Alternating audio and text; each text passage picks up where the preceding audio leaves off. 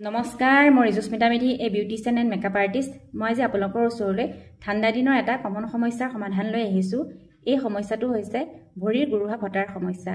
যেহেতু ঠাণ্ডা দিনত আমাৰ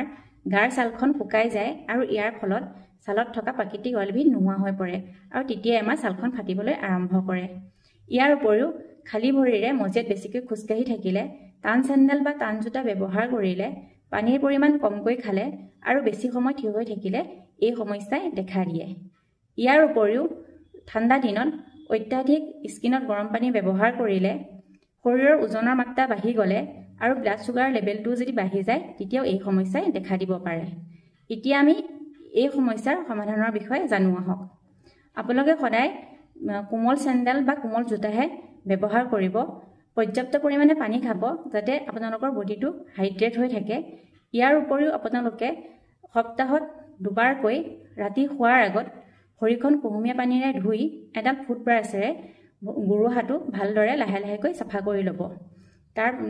কৰি ল'ব যাতে তাত থকা ডেড চেলখিনি আৰু ধূলি বালিখিনি আঁতৰি যায় তাৰপাছত এখন শুকান কাপোৰে ভালদৰে গুৰুহাটো মুচি লৈ তাত আপোনালোকে ভাল এটা মইশ্চাৰাইজাৰ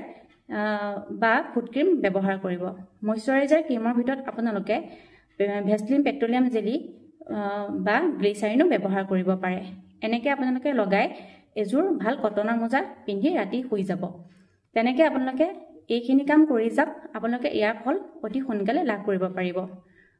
আজিলৈ মোৰ ভিডিঅ'টো ইমানেই যদি মোৰ ভিডিঅ'টো চাই ভাল লাগিছে তেন্তে লাইক কমেণ্ট এণ্ড শ্বেয়াৰ কৰিব